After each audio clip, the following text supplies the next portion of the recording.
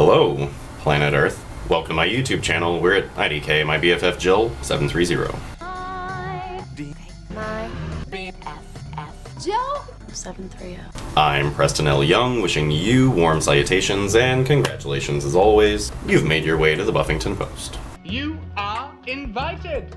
Today we'll be taking a break from the Buffyverse as it is time to talk about Game of Thrones, Season 7, Episode 3. It's The Queen's Justice. Is it difficult or time-consuming? So, sit through my opening credit sequence because here we go. Shall we begin? This is not a game for slackers. There are no gimmies, no do-overs, no lifelines, no hints. You play as a team, but be ready to betray everyone to be rich. The weak of will, the unsteady, the ones who make excuses, all will leave with nothing. And if you fail, I will tell the whole world you are the weakest link. Goodbye. God, I really enjoyed Episode 3, The Queen's Justice. I really enjoyed this episode. There were some things that didn't really work for me, but for the most part, I was like, yes, best episode of the season so far. Thank you. All that we say and do is right. I was not expecting to have so much time at Dragonstone with Jon being there and actually having Jon and Daenerys interact as much as they did. I was really expecting for Jon to get to Dragonstone and then them walk up the steps of, like, infinite stairway and then, like, cut to black, go somewhere else, and then have them kind of meet at the very end, have him enter the throne room, and that would be it. I really did not expect for this whole thing to go down. Oh, I'm so pleased. And Daenerys, she did, like, my favorite thing from the books. In the books, Daenerys does this thing, like, in the books, Daenerys is also, like, maybe 15 at this point in time. And so anyway, she does this thing where she's like, oh, well, I'm just a young girl, and I'm unskilled in the ways of war, but... And then she'll, like, raise this very, like, boom question. And when she did that with, like, oh, you know, I don't know what perpetuity means, but... And I was like, that is my Daenerys from the books that I really enjoy. She plays the dumb blonde, but she is no dumb blonde. And then she comes in, she's like, this is what the fuck's up, I'm all about this, and you need to bend your knee. And like last week I was going on and on about, why do you need my knee? And here's Jon, he's like, why do you need my knee? And she's like, well, why do you need my dragon glass? Exactly. And I was here for it, like the whole interaction between them.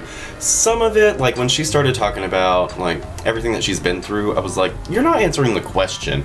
And it got kind of repetitive. I found that characters were kind of repeating themselves. Like, you just said this a lot in this episode. Like, there was some stuff that was just redundant, but for the most part, it worked. Like, emotionally, it worked. And Emilia Clarke, she was on point. Like, the wig was terrible. The wig looked awful. Did you see how it was cut off? Like, ugh.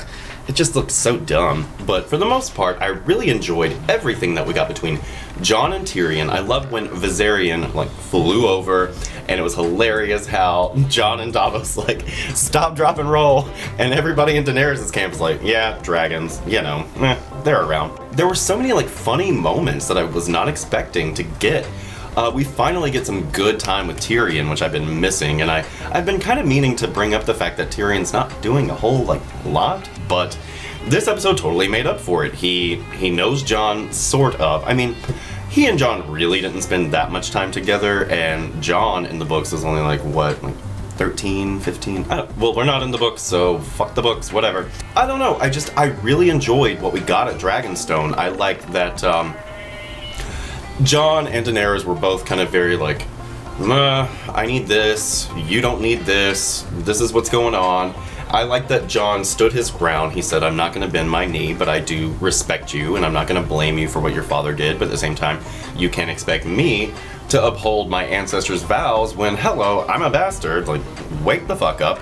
I don't know why he's sitting on this whole, like, I came back from the dead situation. I feel like he's got kind of like undead shame, you know, like he's shaming himself for being undead. Like here he is calling everybody to like fight the army of the undead, but he's technically undead. I mean, he was like revivified in a way, like I guess the whites are like revivified, but he has actually been resurrected, and we still don't know what all the consequences for that truly are. But The only thing that I can think is he's kind of like ashamed to tell people that he was brought back from the dead when he's trying to lead this force against a bunch of folks who are undead. Like, last week I was playing, like, Find the Logic, like, logic, who's got the logic? My money's on Olenna. And I totally thought that, you know, there was going to be logic and Olenna was going to be this whole, like, awesome, like, conspiracy theory with the Greyjoys and the Tarleys and Baelish, but of course that did not go over at all. But, like, the logic for kind of, you know, sweeping your resurrection under the rug, I guess we can just chalk up to undead shame. That's my logic. I don't know. You know nothing. Another thing I really liked about the scene was Davos. Like, Davos, he's my man. In the books, I have basically 3 favorite characters for different reasons. I love Catelyn Tully. I think that she just always believes that what she's doing is right. Even when she's wrong, she always believes that what she's doing is right, and she really cares about the rules, and that's why I really love Catelyn. And then you've got Jaime, who... I love Jaime because he loves Cersei so much. Like, he loves her, and he's crazy for it, but he really does love her.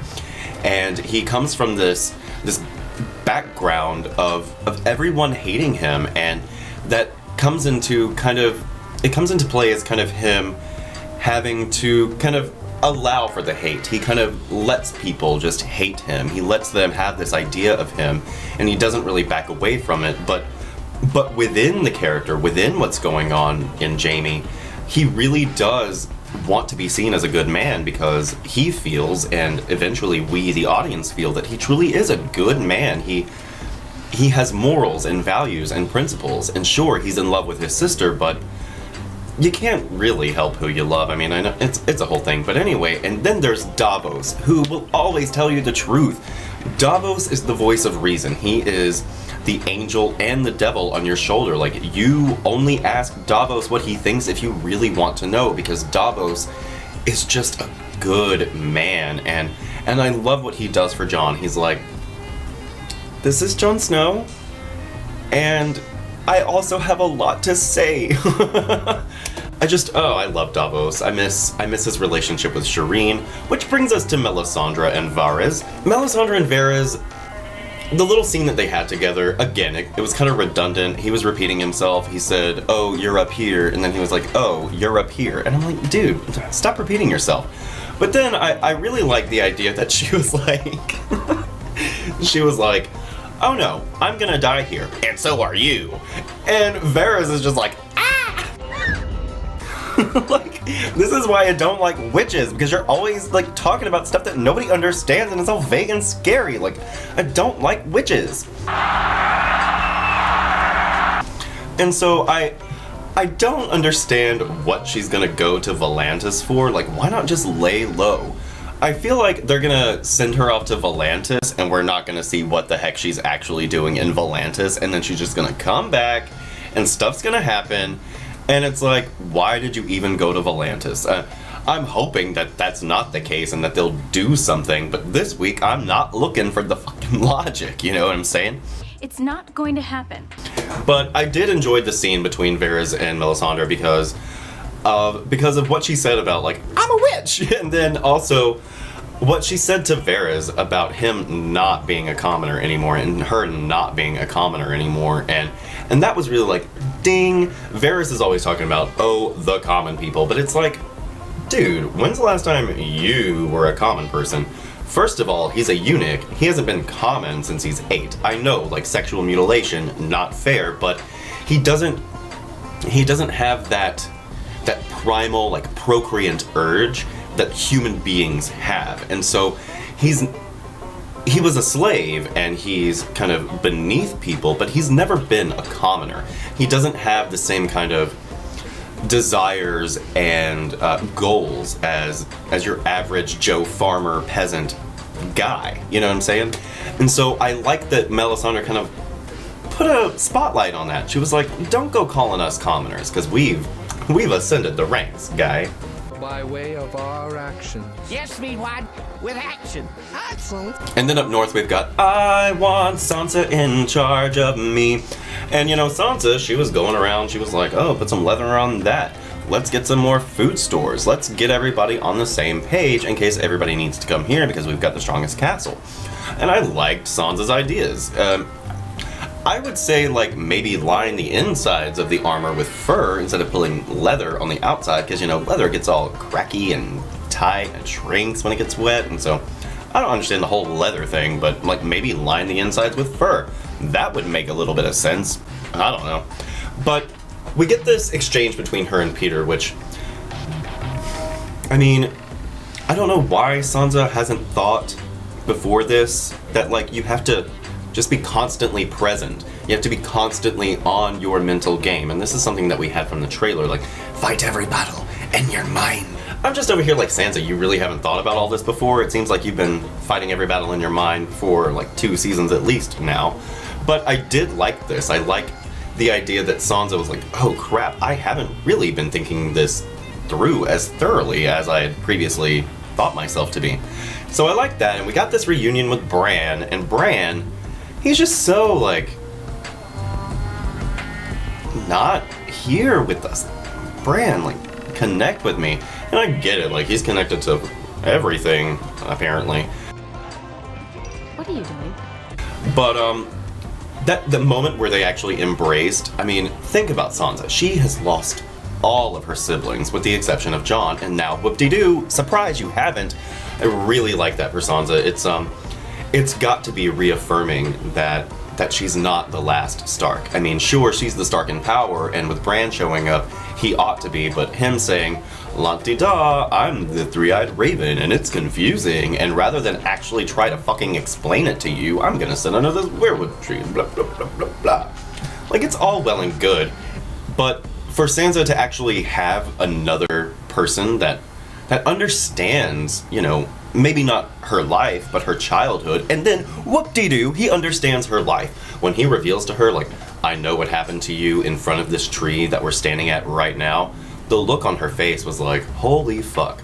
Not only have I been through some shit, but Bran's been through everybody's shit. Like, when you think about that, it's amazing, and he may be a little attached, or detached, rather, right now, but it's fascinating, and I'm really, really intrigued to really go forward and see what exactly they're going to make of Bran and how all of this will affect not only him, but the realm and the war and the Song of Ice and Fire. And so the Sansa stuff I liked more than the Bran stuff, but the Bran stuff was just kind of eerie, which I suppose it should be, right?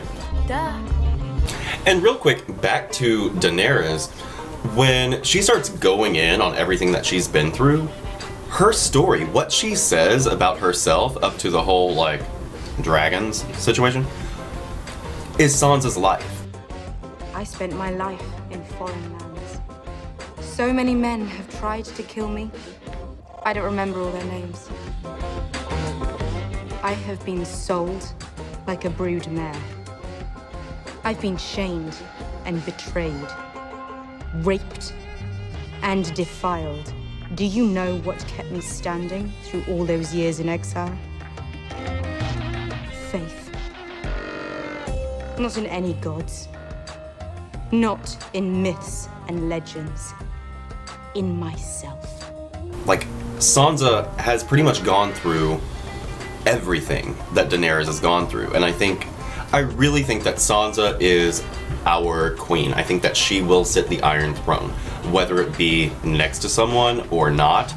I don't know, my money has been on Sansa for a good long while, and, like, I'm here for it. Like, if you look at her life, and you look at her choices, and you look at how far she's come from where she initially left, it's kind of fascinating that she has ascended to where she is now.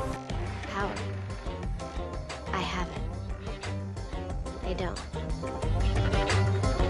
This bothers them. The scene at Casterly Rock was fun, sort of fun. I kind of liked, it wasn't my favorite scene, but I did appreciate the fact that they actually went back to the fact that Tyrion had actually completely reconstructed the sewer system of Casterly Rock, and it worked, you know, like, what's the thing? Like a well-oiled machine, basically. And I like the little tidbit that he had added a way to sneak whores up into Casterly Rock or whatever. And then the reveal that this is not what the fuck's up. Oh, it really got me, man. It really got me. And we'll get to Highgarden, but first let's hit Cersei. Don't make a lot of noise. Passions is coming on. The dragging of Yara. I'm always wanting to call her Asha. The dragging of Yara and Tyene and Ilaria through the city was so reminiscent of Cersei's walk of shame, with people throwing things at them and calling them whore. I was like, oh damn, they are already getting their vengeance on these bitches. And then when, I mean, let's skip the whole Euron shows up and Cersei denies him until after the war thing. I don't think that's going to go over very well, actually. Maybe we shouldn't skip that. I don't think that Euron wants to be slighted by Cersei in this way, but he didn't really let on that it actually bothered him, so that's still kind of like in the air. But anyway, Cersei, when she got down into the dungeon with Ilaria and Tyene and Qyburn and the Mountain, I was thinking, damn, her lips are so glossy. And the reason I thought about it is because what I love about Cersei is she's constantly trying to unsex herself. She is someone who unsexes herself. She thinks that her life would have been peachy fucking keen if she had been a man. That's why she's all about her like new short haircut. She's completely embraced it. And by the way, does anybody else notice that that Cersei's dressed for winter? You know those like winter like Christmas sweaters, they call them? Like, that's what Cersei looks like she's wearing. She's like, I'm ready for winter. I've been following Martha Stewart's guide to getting your glam on. So anyway, she is a character who doesn't think of herself as a woman. And when she does think of herself as a woman, she kind of hates that stuff about herself, okay? And so when I saw that her lips were all bright and pink and shiny, I was like, girl, maybe it's the torches in here, but your lip gloss is showing. And it just really struck me as odd. And so the whole conversation between her, or I guess not a conversation, it's more like a monologue that she gave to Ilaria about, we have our favorite children, and I've got yours, and you killed mine, so this is how it's gonna go down, in perfect, beautiful symmetry. Only I'm gonna make you sit down here and watch. And when she kissed Tyene, I was like, oh, that's why her lips are so fucking shiny. Because I'm just not here for glammed up Cersei. I want sexless Cersei. Like, I really love when she kind of embraces her masculinity, her personhood. And I found what was really interesting is while I'm having all of these thoughts about Cersei unsexing herself and making herself, you know, not necessarily just a woman, she immediately goes and offers herself as a woman to Jaime. It was a balance, it was a payoff. It was her saying, sure, being a woman might be my greatest weakness, but it is her greatest pleasure when it comes to her brother. I want to fuck. And when they're in the bed and the serving girl sees that Jaime's in the bed, it was Cersei really claiming her power. And I know it sounds like I admire Cersei, but surprise, I admire the shit out of Cersei. I think that despite how cruel and awful she is, she has these real inner demons that have affected not only her choices, but her psyche. And I'm so here for Cersei. And the meeting that she had with the Iron Banker,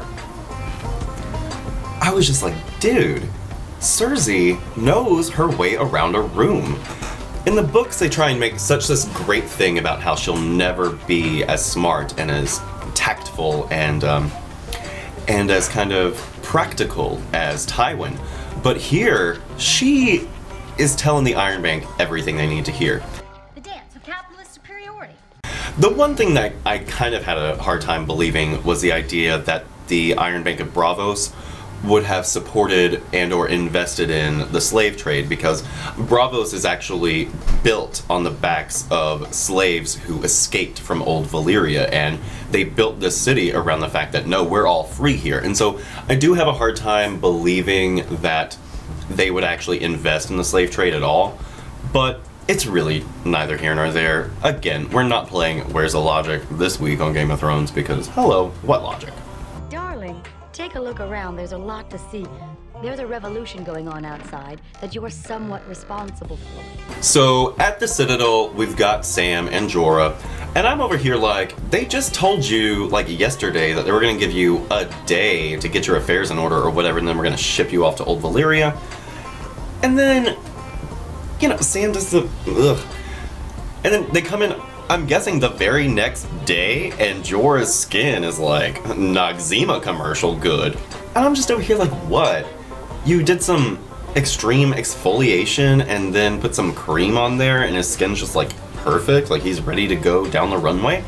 I didn't really buy it, but at the same time I realized they're like kind of fast tracking this whole situation. And the thing is, if you're gonna be fast tracking this whole situation, maybe you should have looked back. I feel like the major problem with the show, tangent. But I feel like the major problem with this show is they were waiting for the books to get out. I feel like they expected the 7th book to be out by now. And so they were just kind of biding their time in seasons 4 and 5. And then when they realized that the books were not going to come out, they were like, oh, we could have been fast tracking this shit the whole time. And so now that they're fast tracking everything, it just seems like kind of overwhelming. It's what you wanted, right? You just know that Sam is going to find something in those old scrolls and manuscripts and what the heck else, you know? Like, it seems like a punishment for now, but it's actually gonna end up, you know, being quite a reward for him. So I'm not worried about Sam. I was kind of surprised that they didn't kick him out of the Citadel and have this, like, Sam and Jorah and Gilly and baby Sam trekking across to Dragonstone. I was kind of looking forward to that, but I guess that's not where we're going. And then we've got Olenna. When we found out that all the Lannister army was not there and that the majority of them had actually gone to Highgarden. First of all, really liked Highgarden. I thought it looked beautiful. I was like, oh yeah, I want to live there. I want to go to there. And when we saw Olenna, I was like, oh crap, I had such big plans for you, Olenna. I thought you were masterminding this whole fucking thing, but you are slacking, Miss Queen of Thorns. I had big plans for Olenna. And then, whoop-de-doo, Jaime and the rest come in and that scene between Jaime and Olenna, it reminded me of the conversations that she had with Tywin, honestly. But she and Tywin were like kind of on a level, you know? They were peers, and they were both 8 steps ahead of everybody else at that time. But I love the level of respect between them. She knows what he's here to do, and he knows that she's got nowhere to go. And the idea that Jaime was actually able to convince Cersei to allow him to kill Olenna with poison instead of public humiliation, it says so much about Jaime. It says so much about where he's come and that relationship between himself and Cersei, that they do understand and respect one another, you know? I do think that Jaime is becoming more and more aware of Cersei's kind of underlying nature, and I feel like the whole reason that they haven't introduced the Valonqar prophecy in the show is because it would be too obvious for fans of the show only. I feel like if they had introduced the Valonqar prophecy, everybody would just kind of assume that it's going to be Jaime instead of having all of this kind of like back and forth question marks that we have in like book world. And so that's all beside the point, but I love that that he and Olenna got to have this moment where she laid it out to him, and her dying words basically were, I killed your son, and I want your sister to know it. Oh my god! They killed Kenny! You bastard! I was ready for this, and I was talking to somebody at work today, and he was like, I didn't even realize that she was behind killing Joffrey. And I was like, yeah, they just kind of like threw that line in and out. You like blink and miss it back in, what, season 5? So I kind of get that they needed to do that on the one hand, but on the other, it was like fan service. Yes, tell that bitch I killed her son. I killed her eldest son. Fuck you. And I'm here for it. Like, Olenna went down, and I was expecting her to, like, ride it out, but she went down like a boss. She went out on her own terms, and I'm here for that. And I do want to talk about poison. Lysa Arryn, she killed Lysa Tully Arryn. She killed John Arryn with poison, okay? And they say that in the Game of Thrones world, like, poison is a woman's weapon. And then we have Olenna, and Olenna killed Joffrey with poison, okay? And if you'll remember back in season 2 at the Battle of Blackwater, Cersei was ready to kill herself and Tommen with poison, but she didn't. And then we have Ilaria, who killed Myrcella with poison. And in this episode, the use of poison was not a secret. No hoops, no jumps, no interruptions. Cersei, when she used the poison, she made sure that you knew what she was doing. And when Jaime poured the poison into Olenna, she knew what was going on. And I love this idea. It goes back to kind of like unsexing Cersei. Like, sure, she killed somebody with poison the way that a woman does. But in her own right, she took it back. She said, I'm poisoning you. I'm poisoning you. Because, you know, what goes around comes around. And so they were very upfront about the use of poison. Arya, she just used poison to kill the Freys. And it was, you know, a surprise, but I really love the way that Jaime and Cersei were so forthcoming about the fact that you're about to fucking die, and it's from poison. It takes the fact that they poisoned them, and it legitimizes it, because it wasn't out of trickery. It was, here's what you fucking get when you betray me. And I loved it. I just, when I think about that kind of stuff going into the underlying character motivations, it really impresses me. And that's what really impressed me the most about this episode, ironically. It's that here we have people defying what you thought they were capable of and what you thought that they would do, and what the meaning of what they do actually is. I'm not articulating this very well, but I did like kind of the subversion of expectation when it comes to poison and how we understand poisoning. So that was fun. Oh, and same dude at work that didn't realize that Joffrey had been poisoned by Olenna, he was telling me that I need to talk about the map, like the opening credits map in the episodes when I do my review. And so we're going to talk about the map. So my big thing was, I knew that they were going to storm Casterly Rock this episode, and I was really excited when the map came up. I was like, we're finally going to have Casterly Rock on the map. And that should have been a dead giveaway. Dead giveaway. Most of us never found the time to get to know you, but that doesn't mean we haven't noticed you. No Casterly Rock on the map, because it doesn't fucking matter anymore. It doesn't matter anymore. They let them take it. It's got no value, and they took all the food and stuff out of there anyway before they got there. And when we found out that, whoop, the jig is up, and the Lannisters aren't even there, I was like, oh, that's so smart that they didn't, like, spend the extra money to put Casterly Rock in the opening credit sequence for just one episode where it doesn't even matter. Wake up. So I thought that was very fun. But anyway, Planet Earth, that's pretty much all I've got for today, you guys. Hope you're having a great 2017 so far, everybody. You can come right back here to the Buffyngton Post anytime for Buffy the Vampire Slayer reviews, Angel reviews, Buffyverse discussions, discussions on the other Slayers, and more Game of Thrones episode reviews coming. Have yourself a great day today, and we'll see you next time. Bye. I feel I must interject here. You're getting carried away, feeling sorry for yourself with these revisions and gaps in history. So let me help you remember. I've made charts and graphs that should finally make it clear. I've prepared a lecture.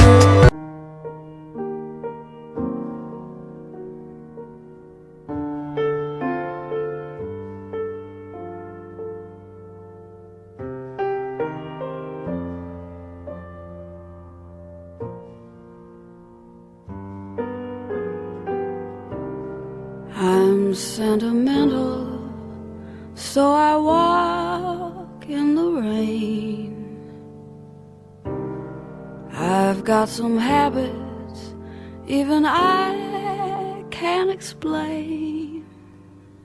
I go to the corner and I end up in Spain.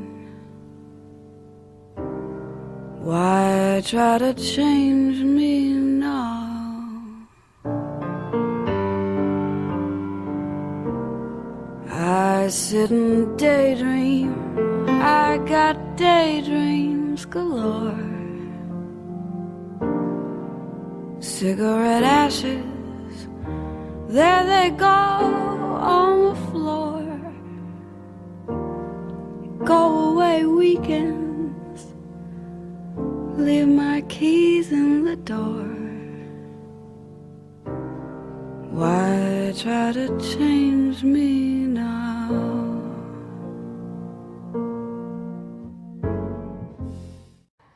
Awesome! Oh wow! Like totally freaked me out, I mean right on. The tour sure are #1. I transferred from Los Angeles. Your school has no gymnastics team. This is a last resort.